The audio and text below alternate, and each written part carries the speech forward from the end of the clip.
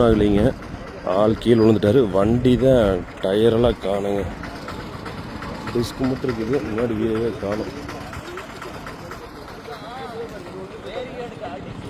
ட்ரையம்பில் இந்த 400